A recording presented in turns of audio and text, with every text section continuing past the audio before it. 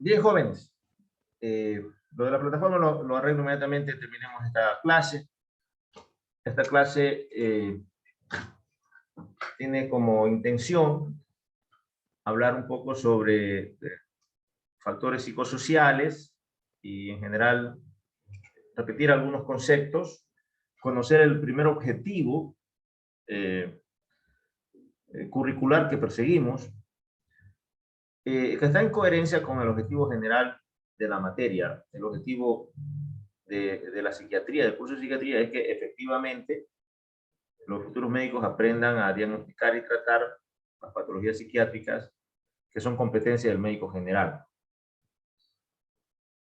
Y claro que a lo largo de la historia, de hecho, esa primera tarea va por el lado de la historia de la psiquiatría, que tenemos que compenetrarnos un poco con eso para entender la realidad actual de lo que vive esta especialidad médica.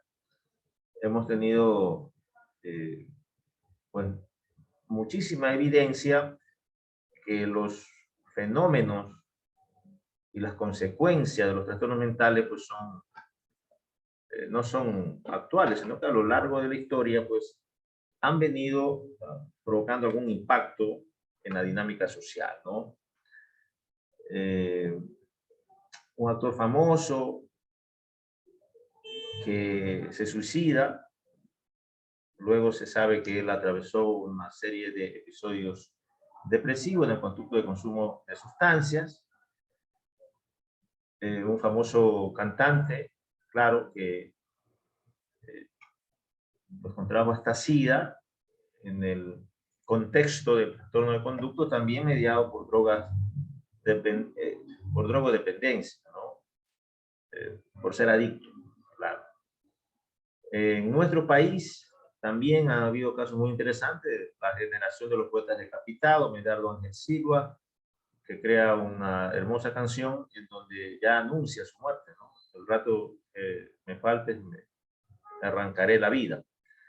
La novia lo dejó y efectivamente, joven, creo que por los 20 años, se suicidó, pero había escrito algunos poemas, ¿no? Y esta serie de hechos traumáticos en las sociedades como Estados Unidos, de tipo anglosajón, que viene una persona con un arma y mata y dispara sin ningún sentido de consideración, y hay hasta películas de eso. Y hasta que un copiloto que decide suicidarse teniendo a cargo el manejo de una nave, ¿no? En nuestra provincia, esta publicación del diario Manavita, que parecería actual, se duplican los suicidios en el primer mes del año, pues realmente es cosa de todos los días. Un policía que mata a un taxista en un fenómeno también de drogodependencia por arrancarle algunas monedas. Fue un video que se hizo muy viral. Y allí en las aulas de nuestra universidad se formaron dos profesionales en enfermería. Uno de ellos asesinó a sus dos hijos y está ahora guardando prisión. Es decir, los trastornos mentales como que no tienen una especie de, o sea, nadie está exento, ¿no?, de pasar por un evento de esta naturaleza. Entonces, miren ustedes noticias a diario en relación con los fenómenos mentales. El diario Nacional, y en las calles, pues evidentemente, los trastornos mentales sin intervención, pues descubren a una serie de individuos que andan en calidad de mendigos, con un aspecto deplorable. En general, son pacientes psicóticos, por supuesto. Esto, en cambio, es del mismo paciente bajo tratamiento a través de un programa de intervención con un organismo estatal que lo sacó de las calles y nos pidió la colaboración, y demostramos que con el uso de fármacos modernos el paciente tiene una recuperación fantástica, ¿no? Y de esto, un ser afuncional, totalmente fuera de la realidad y sin poder establecer patrones de la vida cotidiana, de funcionamiento, cero, puede hacer un tipo en condiciones de alta y en condiciones de funcionar, como en efecto pasó. ¿Es la misma persona, la que mostró antes con Sí, la que está aquí? sí, ¡Ah! sí, claro que sí. El famoso Rambito. Claro. Él dormía en una de las tumbas del cementerio general de Puerto Viejo.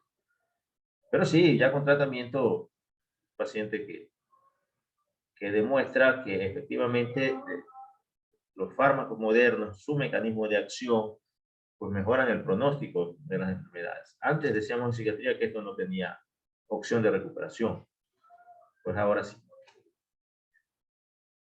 Y eso se debe, como lo hemos dicho también en alguna clase anterior, a la evolución portentosa de las neurociencias y al hecho de que antes todo era hipótesis.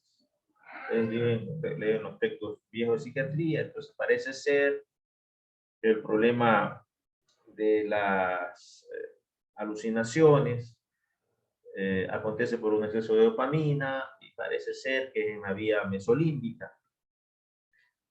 Hoy con la neuroimagen funcional, este, por ejemplo, es un paciente que se le pone un estímulo visual y efectivamente a través de la neuroimagen funcional se evidencia que la parte del cerebro que trabaja es el lóbulo occipital, ¿sí? Con todo lo que ello implica. Entonces, ya no hay ninguna discusión en torno a que en la fisiología, en la neurobiología del cerebro, cuando se trata de hacer consciente los estímulos visuales, es el lóbulo occipital del cerebro que trabaja. Pero así entonces para la afectividad, para la memoria, para el pensamiento, es decir, de a poco la psiquiatría, a través de esta herramienta de la resonancia magnética funcional, demuestra claramente dónde está el problema. Entonces, aquí, por ejemplo, vemos un cerebro con una actividad específica, ¿verdad? En un área cerebral específica, de manera normal. Se le pone un estímulo y se ve que efectivamente el cerebro trabaja en estas condiciones basales.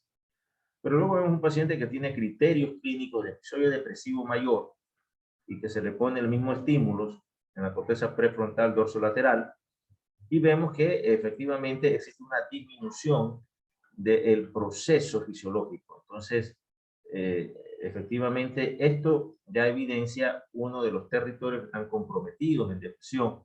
Pero además, lo maravilloso es que cuando se interviene con un fármaco antidepresivo, vemos cómo poco a poco este cerebro deficitario a este nivel, pues va alcanzando la normalidad. Y cuando está acá, pues desaparece la sintomatología depresiva. Lo mismo en el córtex prefrontal ventromedial y también en la amígdala cerebral, ¿verdad? Acá, en cambio, hay una actividad limitada, pequeña, y acá, en el paciente deprimido, está aumentada. Y en ese sentido, nosotros seguimos pregonando que el cerebro parecería ser una especie de planeta Tierra, tiene 2 hemisferios, en cada hemisferio pues habrán sus continentes, en cada continente habrán sus países, en cada país sus provincias, sus cantones, es decir, se organiza, al igual que el planeta Tierra, en territorios pequeños que están a su vez contenidos en territorios más grandes. Cuando yo le explico eso a los pacientes, unos 4 meses no me digan que también hay carreteras.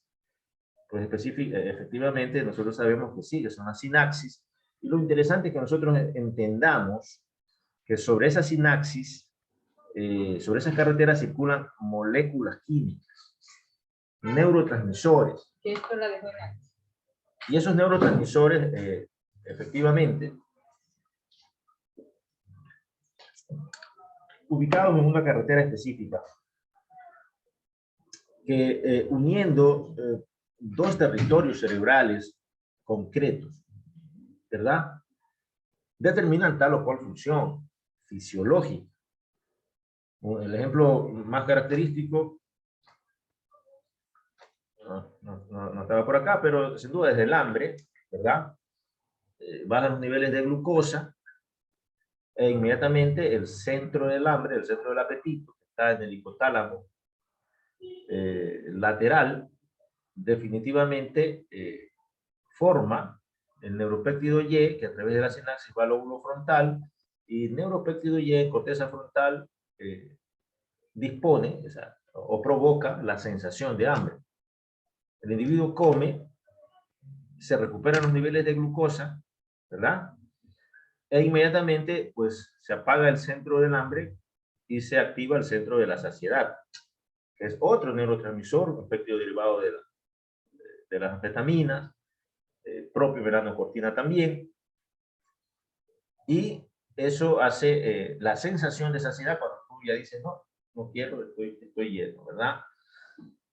O sea, ese juego neurobiológico nos permite a nosotros entender que lo mismo pasa con la alegría, que lo mismo pasa con la tristeza, lo mismo pasa con el dolor, lo mismo pasa con el pensamiento, con la memoria, etcétera, etcétera. O sea, nosotros realmente lo que tenemos son constantes fisiológicas mediadas por neurobiología. Esto ya lo conocemos nosotros, entendemos claramente que los trastornos mentales cumplen con el perfil de las enfermedades, en el sentido que tienen estructuras anatómicas implicadas en su epipatogenia, que tienen constantes fisiológicas rotas, mediadas por un factor patógeno. Por tanto, el primer objetivo de la materia que vamos a empezar a trabajarlo ahora es conocer la macroanatomía del sistema nervioso y el aporte de las ciencias básicas biomédicas para dominar la neurobiología aplicada a los trastornos mentales. Si nosotros entendemos los principios generales de neurobiología, entendemos el aporte, cómo la neurología contribuye a conocer la neurobiología, cómo la histología contribuye, cómo la anatomía mismo, cómo la genética contribuye, pues nosotros vamos a entender que las constantes fisiológicas en el sistema nervioso central se expresarán de manera normal. Y de esa manera se consigue lo que se denomina pues la homeostasis.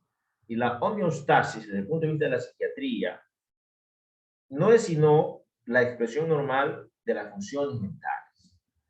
Entonces nosotros vamos a ver que efectivamente tenemos nosotros varias funciones mentales.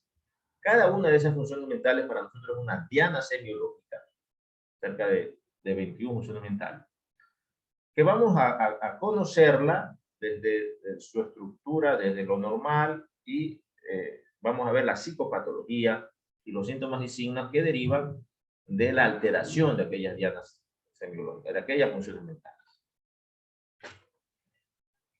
De esa manera, conociendo estos fenómenos, ustedes como futuro médico van a deducir, al igual que cuando pasaba el fenómeno de la vasoconstricción y aumentaba la síntesis vascular periférica y se subía la presión arterial, ustedes van a deducir cómo la ruptura de estas constantes fisiológicas de la neurobiología van a provocar psicopatología, es decir, síntomas y signos que se expresan en estas funciones mentales ya alteradas.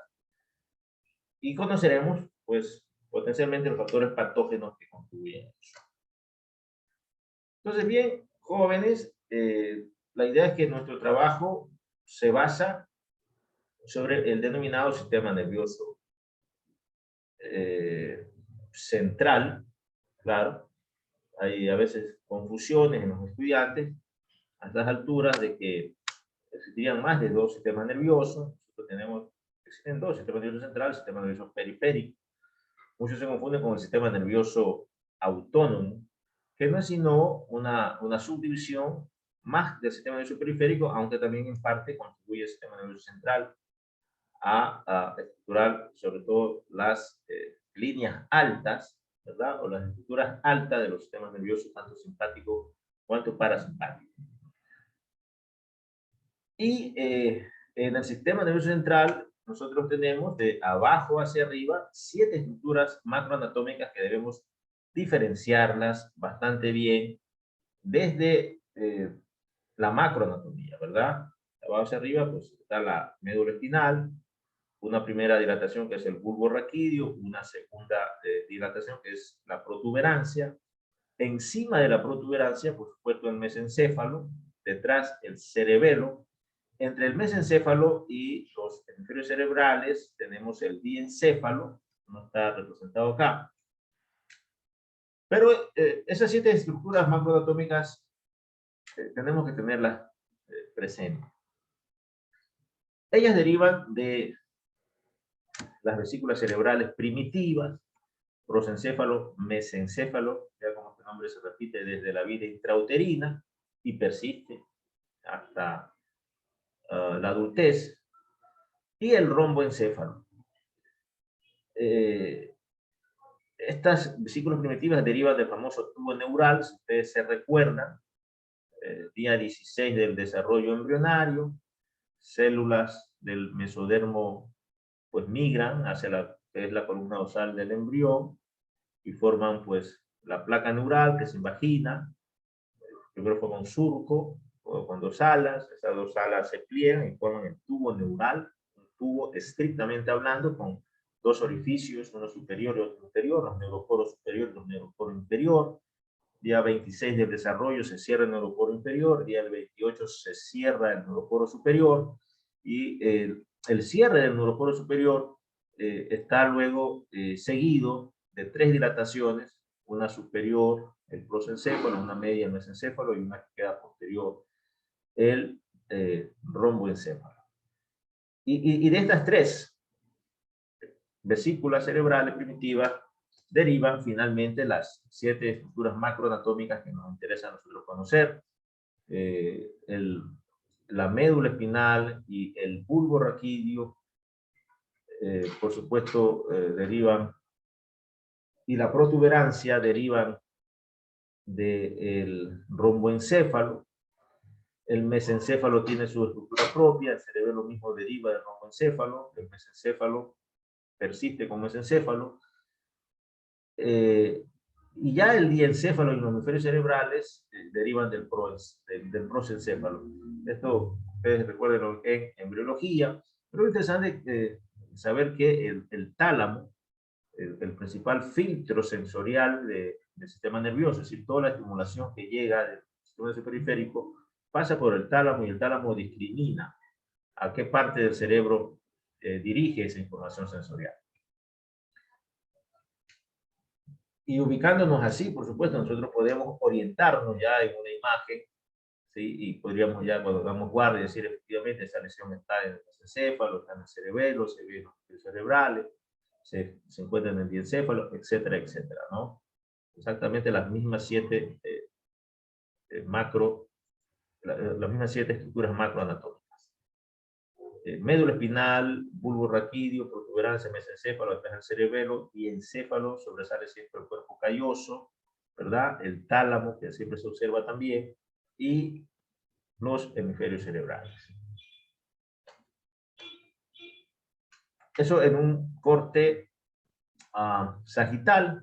En un plano frontal o coronal, nosotros vemos que la estructura o el estudio del cerebro presenta básicamente la diferenciación entre sustancia gris y sustancia blanca.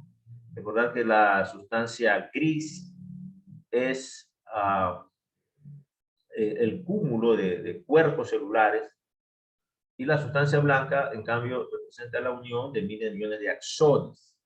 Unos principios generales del sistema nervioso, pero vean cómo hay sustancia gris que pues de manera intrusa se mete en territorio de sustancia blanca. Estos son los famosos núcleos, y en cada corte cerebral del diencéfalo, del mesencéfalo, de la protuberancia, del bulbo, de la médula, tenemos, ¿no? Una citoarquitectura brillante en relación a los núcleos cerebrales. En psiquiatría, pues vamos a limitarnos a conocer los núcleos cerebrales que nos interesan y que los hemos mencionado en algunas clases, ¿no? Los núcleos del RAFE del bulbo, porque ahí se sintetiza serotonina, que está vinculada en la patogénesis de la depresión.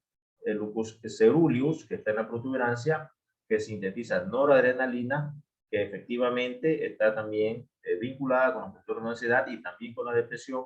Y en el mesencéfalo, el área tegmental ventral y la sustancia negra que sintetiza dopamina. Ahí es la fábrica de dopamina.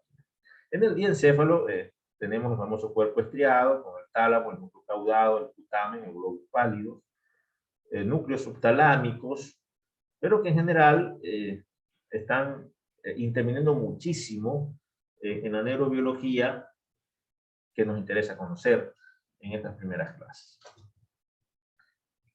Además, acá tenemos un corte diencefálico, acá un corte mesencefálico. El diencéfalo está por debajo, está por encima del mesencéfalo.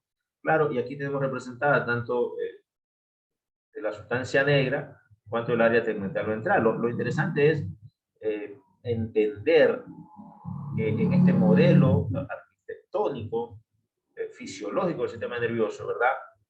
Un territorio del cerebro, ¿verdad?, hace sinapsis con otro territorio del cerebro. Es decir, un núcleo de sustancia gris, ¿no?, de cuerpos celulares, de neuronas dopaminérgicas en este caso, hacen sinapsis con neuronas localizadas de manera ascendente o descendente, claro, en este caso ascendente, y forman una vía de comunicación. Como nace de la sustancia negra igual cuerpo estriada, pues la famosa vía nigroestriada, ¿verdad? Representado por el caudado, el putamen, el globo pálido interno y el globo pálido externo.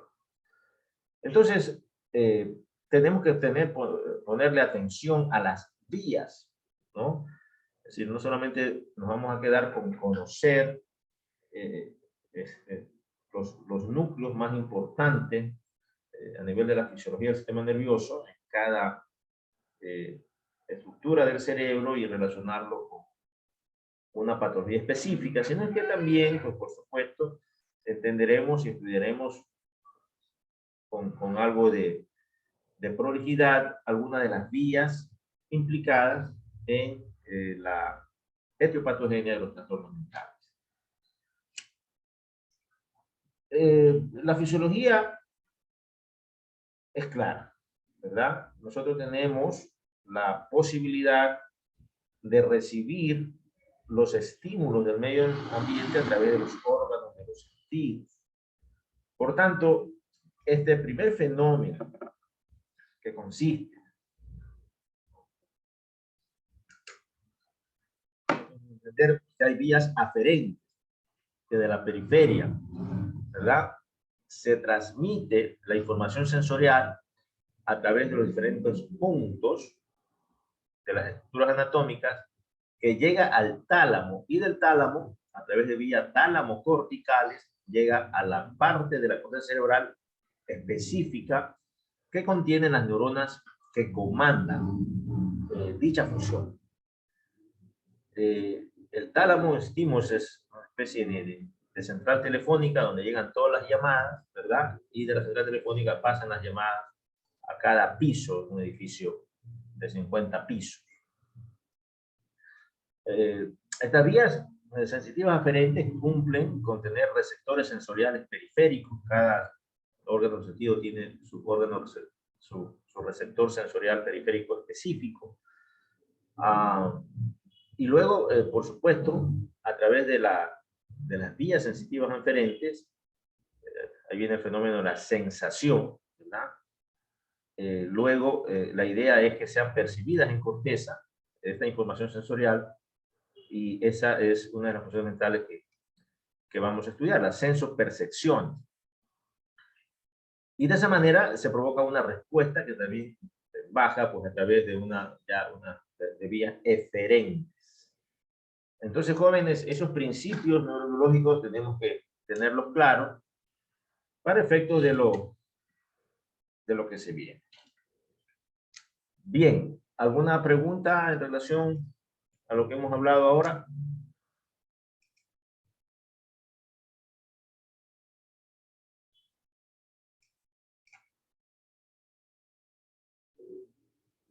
Dígame.